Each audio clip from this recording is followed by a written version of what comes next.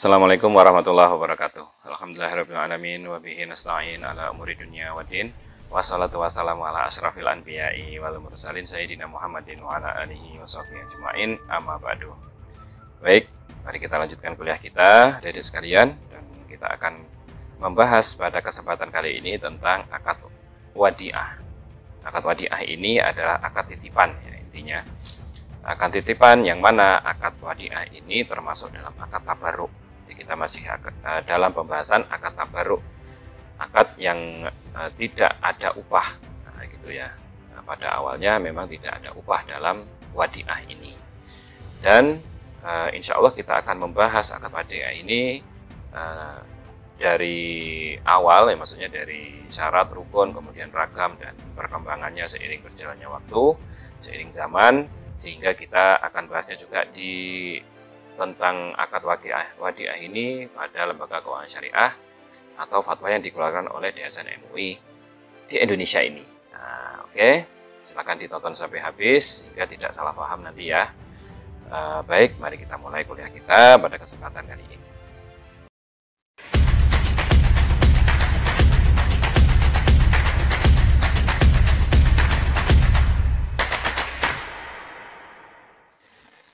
Seperti biasa, kita akan membahas apa itu akad wadi'ah, ya. Ya, kita kenalan dulu dengan akad wadi'ah ini. Nah, akad wadi'ah atau wadi'ah secara etimologi adalah tinggal dan kosong. Dalam bahasa Indonesia dimaknai atau diterjemahkan sebagai titipan. Jadi intinya gitu ya. Tinggal dan kosong, dalam artian tinggal di sini ya memang di situ ya titipan itu tinggal dan milik, masih tetap milik penitipnya, bukan kepemilikan itu ke yang dititipi, gitu ya. Makanya di sini di dalam bahasa Indonesia itu dimaknai atau diterjemahkan sebagai titipan. Secara terminologi adalah harta yang dititipkan kepada pihak lain untuk dijaga, yang mana dapat diartikan juga pemberian kuasa untuk memelihara objek yang dititipkan. Nah, jadi secara terminologi itu, secara istilah. Nah, secara istilah, yang namanya wadi'ah itu adalah titipan yang harus dijaga oleh orang lain, nah, gitu ya. Nah, sehingga yang karena itu diberikan atau dititipkan atau dijaga oleh orang lain, maka orang lain tersebut diberi kuasa untuk memelihara objek yang dititipkan, gitu ya. Jadi dia punya kuasa untuk memelihara objek tersebut. Nah, dalam literatur fikih ada istilah al-ida. Ya, ini bahasa Arabnya al-ida'u. Nah, adalah akad yang berkaitan dengan pelimpahan kekuasaan dari pemilik kepada pihak lain untuk memelihara atau menjaga harta miliknya. Nah, wadi'ah menunjukkan barangnya dan al-ida menunjukkan perbuatannya. Jadi dalam pembahasan literatur fikih klasik itu ya ada bab namanya atau ada pembahasan pasal yang namanya pasal al-ida. Yang mana al-ida ini adalah pelimpahan kekuasaan dari pemilik kepada pihak lain, intinya gitu, pelimpahannya. Tapi wadi'ah itu adalah barangnya, barang titipannya. Nah, gitu ya. Terus pembahasannya apa sama? Ya sama, ini berkaitan gitu loh. Cuma di sini kan yang dipakai adalah istilah wadi'ahnya atau barang titipannya. Nah, bukan proses pelimpahannya. Nah, bukan proses pelimpahannya gimana. Nah, nanti kan kalau proses pelimpahannya kan ada syarat-syaratnya, misalkan gitu kan, ada gimana caranya, kalau yang dipelimpahkan itu hewan gimana, kalau uang gimana, kalau barang yang lain gimana, nah, berbeda-beda nanti. Nah, tapi di sini yang dibahas adalah barangnya, bukan proses pelimpahannya. Oke, selanjutnya. Landasan wadi'ah adalah Al-Quran Surat An-Nisa ayat 58. Berbunyi, innallaha ya'murukum antu addul amanati ila ahliha. Nah, yang mana Allah itu memerintahkan kita untuk menunaikan amanah kepada orang yang diamanai. Nah, gitu intinya ya. Nah, kemudian ada hadis yang berbunyi, nah, ini hadis bunyinya, Adil amanata ila mani tamanaka wala tahun man khonaka.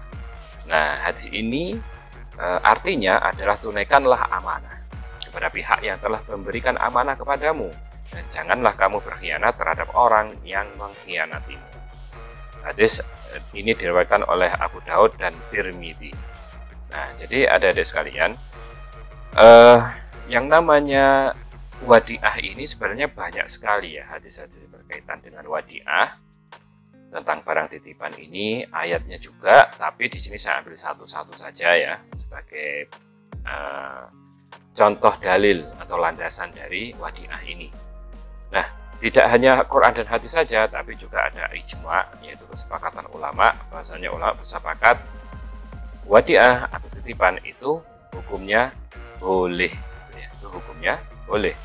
Dan ada juga akal, dari akal, yaitu seperti pinjam meminjam. Jadi yang namanya wadiah atau titipan ini seperti pinjam meminjam, walaupun tidak persis sama ya.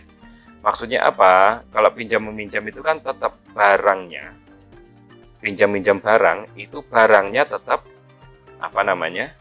utuh gitu ya.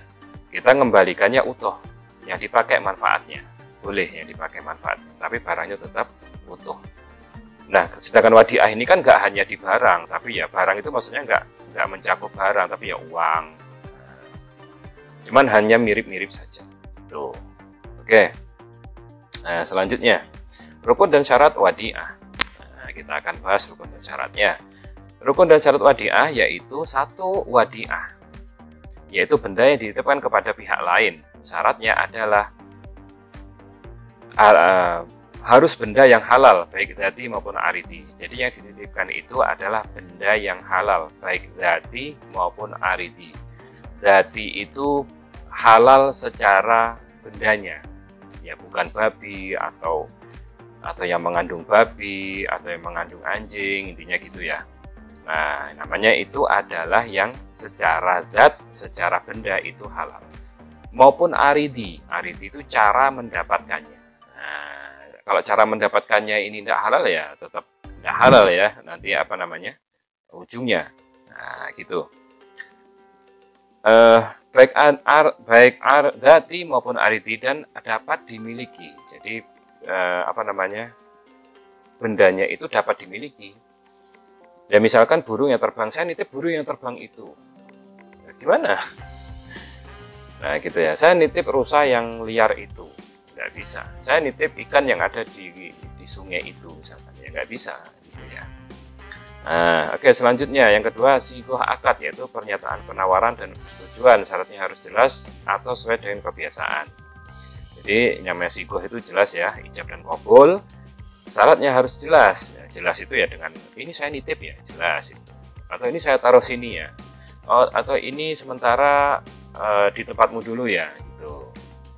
Atau sesuai dengan kebiasaan. Sesuai dengan kebiasaan tuh misalkan kalau ada anak kecil atau orang kok naruh barang dia itu di tempat di daerah kita, di sudut rumah kita, misalkan di mana gitu, oh berarti dia nitip, misalkan gitu. Itu kan kebiasaan saja seperti itu. Atau misalkan ini tak taruh rumahmu ya gitu, berarti dia nitip, nah, misalkan gitu.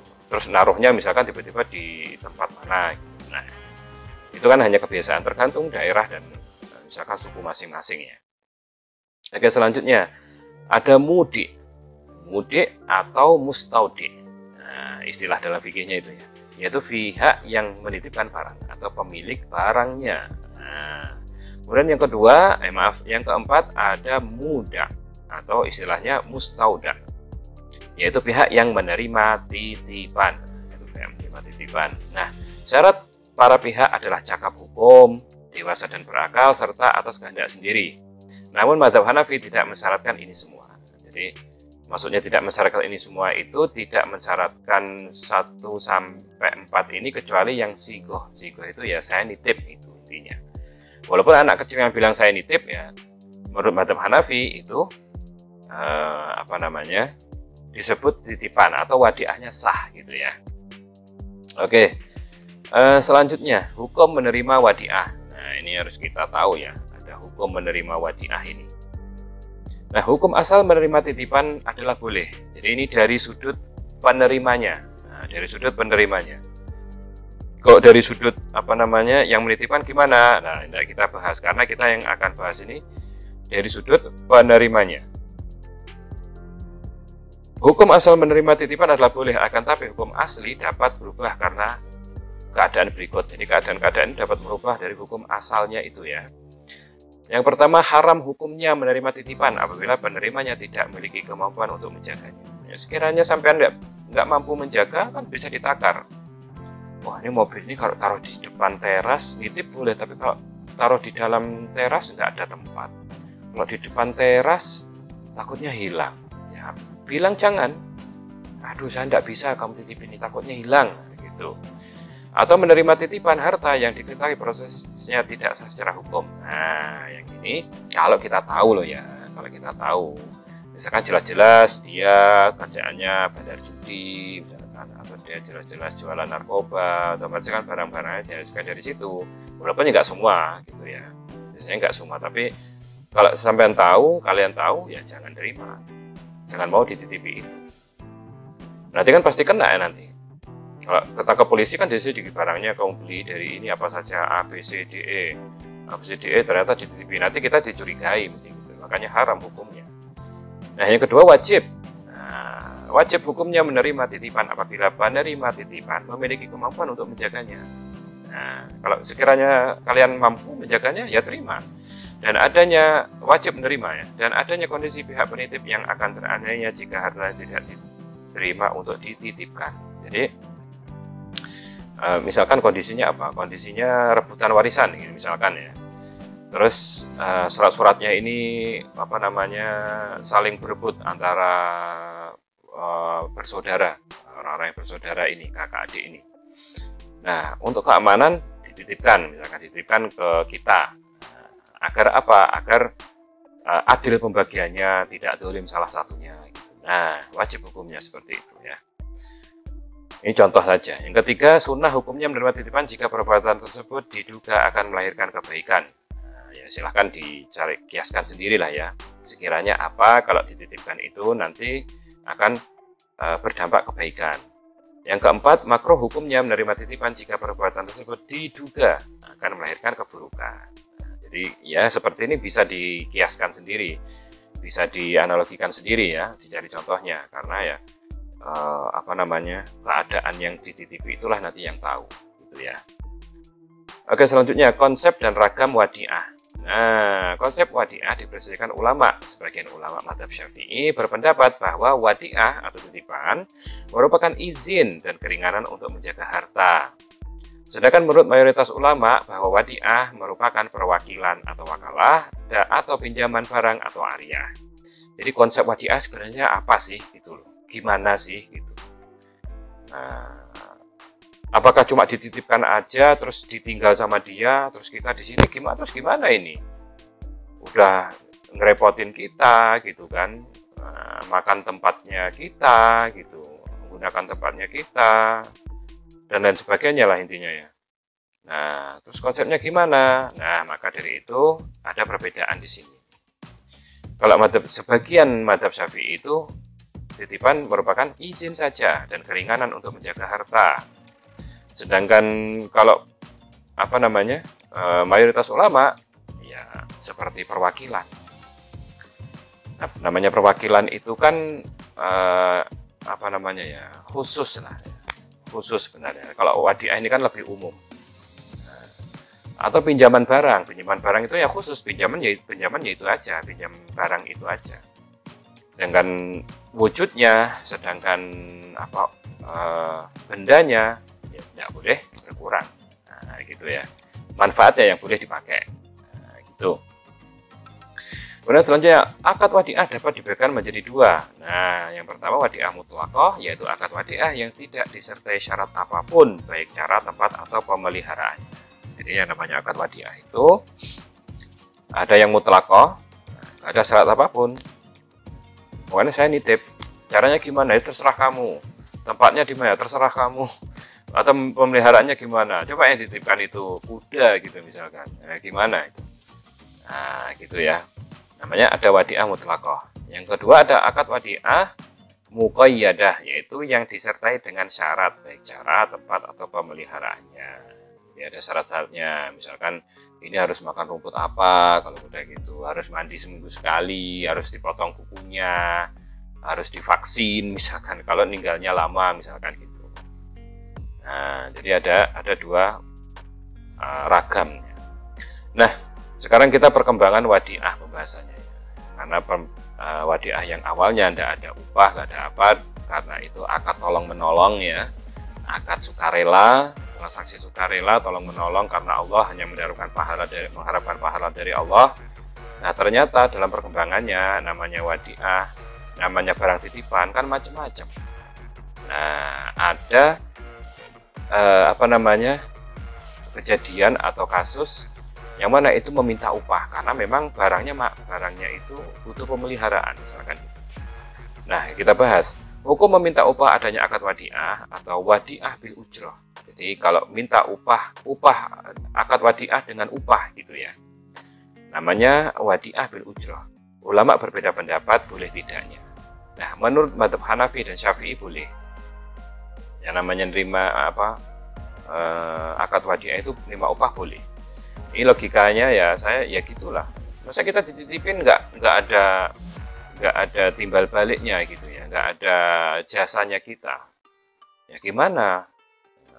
Kita ngerawat barang itu misalkan ya, kita jaga barang itu. Nah, Madzhab Maliki boleh atas dasar tempatnya. Jadi madzhab Maliki ya, madzhab Maliki itu mengkategorikan ya titipan itu berdasarkan komponennya dua gitu ya, yaitu titipan untuk pemeliharaan dan titipan dengan tempat atau tempatnya. Jadi yang boleh diambil upahnya itu atas dasar tempatnya, nah gitu ya. Sedangkan menurut mazhab Ahmad tidak boleh. Jadi mazhab Ahmad itu ya pokoknya titipan ya titipan, tidak boleh minta upah karena itu memang dari awal akadnya akad tolong menolong gitu kan. Nah, oke, selanjutnya hukum menginvestasikan barang titipan tanpa izin pemiliknya. Nah, karena macam-macam gitu ya, macam-macam yang dititipkan gitu, kemudian orang itu juga mempunyai kebutuhan macam-macam. Nah, ternyata ada kasus juga menginvestasikan barang titipan tanpa izin pemiliknya. Nah, itu gimana hukumnya? Nah, gitu. Nah, contoh misalkan tanah, misalkan dititipi tanah, orangnya merantau, dititipi tanah, ternyata tanahnya itu disewakan, gitu kan, seorang lain, gitu. Terus hasilnya dimakan dia, padahal tanahnya juga agak berkurang kan, ya tetap itu aja. Atau misalkan rumah, ternyata rumahnya disewakan ke orang lain, atau misalkan mobilnya disewakan ke orang lain, misalkan begitu. Nah, gimana hukumnya tanpa izin pemiliknya ini ya? Adalah sebuah pelanggaran. Hal tersebut nggak boleh gitu intinya. Sebuah pelanggaran nggak boleh dan harus bertanggung jawab jika terjadi kerusakan atau kerugian. Kalau sudah melanggar itu dan ternyata ada kerusakan atau kerugian, maka harus bertanggung jawab.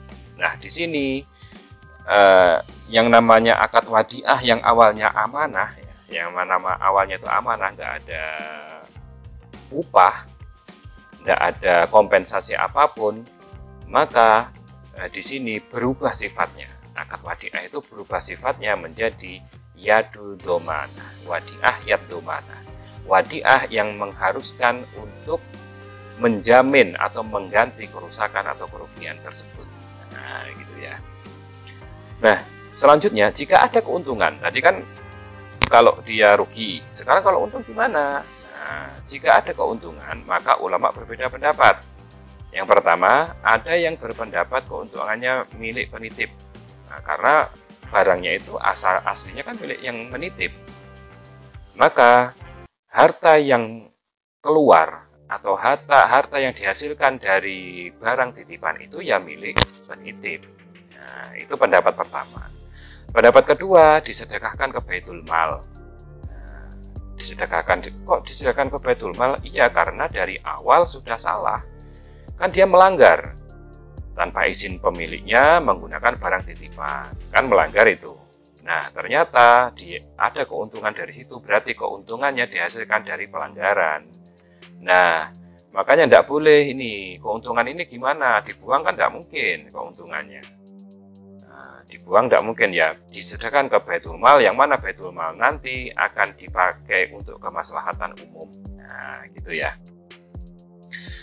Dan pendapatnya ketiga, keuntungannya dibagi antara penitip dan pelaku usaha. Ini pendapatnya salah satu pendapat dari madhab Ahmad bin Hambal, yang mana ini disampaikan oleh Pak Ibnu Taimiyah dalam kitab fatwanya ya. Jadi keuntungan dari penggunaan barang titipan tanpa izin pemiliknya itu keuntungannya dibagi dua, antara pelaku usaha dan yang punya barang atau yang penitip ini. Karena secara logika ya, pelaku usahanya ini kan dia sudah berusaha berjasa menjaga dan mengolah barang titipannya itu sehingga menghasilkan keuntungan. Nah, gitu ya, makanya dibagi. Tuh. Oke, sekarang kita akan bahas tentang fatwa DSN MUI. Nah, fatwa DSN MUI ini diambil dari ketentuan yang tadi saya sudah sebutkan, diramu, kemudian yang mana nanti dijadikan landasan dalam lembaga keuangan syariah, nah, gitu ya.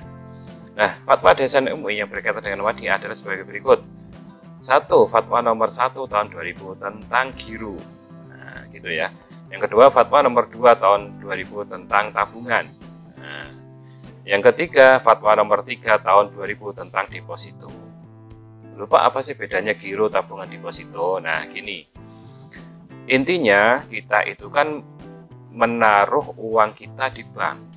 Entah itu caranya menabung atau yang lain lah istilahnya ya. Intinya kita kan naruh, berarti kan kita nitip, gitu kan, nitip uang di bank. Nah, nitip uang di bank itu tadi kita harus tahu, maksudnya kita harus tahu bahwasanya kalau nitip uang di bank itu bank akan menggunakan uang kita untuk bisnis, intinya gitu ya, untuk bisnis atau non bisnis gitu. Nah, ini adalah istilah kita nabung di bank. Ada tabungan, yang paling ringan itu tabungan ya. Tabungan itu paling ringan, maksudnya apa? Setorannya mudah, kemudian nominalnya juga terserah gitu, terus diambil berapa saja boleh, kemudian waktu masuk bank atau waktu tidak masuk bank juga bisa diambil, itu tabungan. Nah, ini yang paling rendah gitu ya. Terus ada atasnya lagi giro namanya. Nah, giro ini bisa dipakai oleh, bisa perorangan, bisa pemilik usaha ya. Perorangan ini misalkan dia punya transaksi banyak dengan banyak orang ya. Nah, giro ini bisa dipakai, giro ini sama seperti kita menabung gitu ya, setor dana, tapi nominalnya tidak seperti tabungan, minimal berapa gitu. Terus nanti pencairannya atau pengambilannya itu di waktu bank buka gitu, nggak bisa kalau nggak di bank buka. Kemudian bisa pakai cek gitu. Jadi kita nggak butuh ngasih ke orang itu uangnya banyak, misalkan 5 juta ngasih cash 5 juta, bawa aja cek dari bank itu, kita tulis namanya, kemudian kita tulis tanggalnya, tanda tangan, kasih ceknya ini, kalau mau ini saya beli pakai cek ini silahkan cairkan di bank, misalkan gitu. Namanya giro ya. Kemudian ada tentang deposito. Deposito itu lebih besar lagi. Nah, jadi deposito itu lebih besar lagi. Maksudnya setorannya lebih besar lagi. Kemudian kalau deposito itu ada jangka waktunya. Jangka waktunya maksudnya kita setor sekian selama 2 tahun. Nah, selama 2 tahun itu nggak boleh diambil. Itu nggak boleh diambil. Itu deposito namanya. Nah, deposito ini biasanya itu return atau bagi hasilnya kan digunakan, dana kita kan digunakan oleh bank. Biasanya bagi hasilnya lebih besar daripada giro atau tabungan. Nah, gitu ya. Kurang lebih begitu. Oke, yang keempat, fatwa nomor 26 tahun 2002 tentang SWBI. SWBI itu adalah Surat Wadiah Bank Indonesia, yang mana bank syariah itu menaruh ya, nitip dananya ke Bank Indonesia. Yang mana Bank Indonesia ini nanti tidak boleh menggunakan dana itu untuk kepentingan atau pendanaan atau yang lain di bank konvensional. Nah, gitu intinya ya. Kan Bank Indonesia kan induk dari bank-bank yang ada di Indonesia ini. Gitu. Oke, selanjutnya. Nah, akad wadiah atau titipan dana di lembaga keuangan syariah terjadi ketika nasabah menitipkan dananya di LKS dan para pihak sepakat bahwa LKS boleh menggunakan dana titipan itu untuk kepentingan bisnis dan non-bisnis di LKS di lembaga keuangan syariah. Jadi ini sudah menjadi pengetahuan umum ya. Tidak usah izin dulu, karena kalau kita menaruh di bank ya berarti, kalau nitip uang di bank berarti ya kita harus tahu bahwasanya uang kita nanti akan digunakan bank, gitu intinya. Nah, terus dalam fikih gimana? Dalam perspektif fikih, mazhab Hanafi berpendapat bahwa titipan yang dipakai maka terjadilah utang. Dan berlakulah hukum utang piutang. Jadi gini, ketika barang titipan itu dipakai oleh yang diberi titipan atau yang dititipi, maka secara otomatis akadnya bukan wadiah lagi, bukan titipan lagi, tapi langsung menjadi utang piutang dan berlaku hukum utang piutang. Itu dalam mazhab Hanafi. Sedangkan dalam mazhab Syafi'i menganggap titipan ya tetap titipan. Yang namanya titipan ya titipan, nggak bisa beralih gitu. Nah, itu dalam mazhab Syafi'i. Terus gimana? Nah, gitu ya. Di sini DSN MUI gimana ini? Nah, DSN MUI menghukumi titipan yang dipakai seperti hukum utang piutang. Khas mazhab Hanafi. Jadi bisa beralih titipan, beralih utang. Namun tetap menggunakan istilah titipan berdasarkan logika khas mazhab Syafi'i. Karena ada sifat akad yang tidak mungkin dianggap sebagai utang. Nah, karena ada sifat dari akad titipan ini nggak mungkin dianggap sebagai utang. Nah, apa itu? Nah, letak perbedaannya adalah bahwa titipan itu inisiatif dan kebutuhannya dari pemilik dana, sedangkan utang itu inisiatif dan kebutuhannya adalah dari orang yang tidak punya dana. Nah, ini ya. Ini perbedaan signifikannya. Namanya titipan itu yang butuh siapa? Yang nitip lah. Ini logika dasarnya ya. Ya ada mungkin orang, ayo titipkan saya. Ini mungkin ada. Tapi awalnya kan memang yang butuh siapa? Yang nitip kan. Nah, kalau utang, yang butuh siapa? Yang butuh uang. Nah, bukan yang punya uang. Kita utangi gitu. Ya ada mungkin orang kayak, tapi kan nggak masuk logikanya itu. Nah, gitu ya. Kemudian titipan itu tidak perlu jangka waktu, sedangkan utang piutang perlu adanya kesepakatan jangka waktu pengembaliannya. Yang namanya titipan itu pada dasarnya itu nggak ada jangka waktunya. Ada dalam syarat rukunnya, harus ditetapkan waktunya gitu, kan nggak ada. Nah, terserah mau nitip, yang penting nitip. Nah, sedangkan utang piutang harus ada jangka waktunya. Kapan mengembalikan? Kalau nggak ada jangka waktunya, ya nggak ada yang mau dipinjemi, gimana? Namanya juga pinjam dari awal. Nah, gitu ya. Nah, jika harta titipan yang sebelumnya diizinkan untuk digunakan oleh penerima titipan, maka ini sekarang kita membahas harta titipan, tapi dia diizinkan untuk memakainya. Nah, gitu ya. Yang nerima ini diizinkan untuk memakainya. Gimana? Seperti ini. 1. Boleh tetap dianggap sebagai titipan dengan tanggungan siap mengembalikan pokok harta titipan. Jadi boleh. Tapi boleh terus tetap dianggap titipan dan dia tetap mengembalikan pokok harta titipan. Yang kedua, boleh dianggap hutang sehingga boleh ada bonus bagi pemilik harta. Jadi di sini tadi ya, menurut mazhab Hanafi kan boleh ya. Walaupun tanpa izin atau dengan izin atau tanpa izin, kalau digunakan dia berubah menjadi utang piutang. Nah, boleh dianggap hutang sehingga boleh ada bonus bagi pemilik harta. Bonus di sini maksudnya bukan disyaratkan ada bonus, enggak. Boleh ada bonus, bukan disyaratkan ya. Boleh ada bonus. Misalkan saya utang sama kalian, terus kemudian saya mengembalikan, terus sekalian saya kasih bonus, boleh. Kecuali kalau bonus itu disyaratkan, disebutkan dalam akad, nah itu yang jadi riba. Nah, yang ketiga, boleh disepakati menjadi mudharabah. Nah, akadnya ini akhirnya berubah menjadi akad investasi. Investasi ya, mudharabah, bukan akad titipan lagi.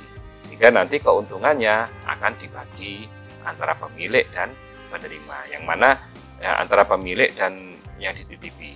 Nah, ini boleh disepakati menjadi mudharabah ini yang dalam tadi pembahasan tentang penggunaan barang titipan tanpa izin tadi, itu masuk dalam pendapat yang ketiga tadi ya, yang disebutkan oleh Ibnu Taimiyah dalam kitab fatwanya.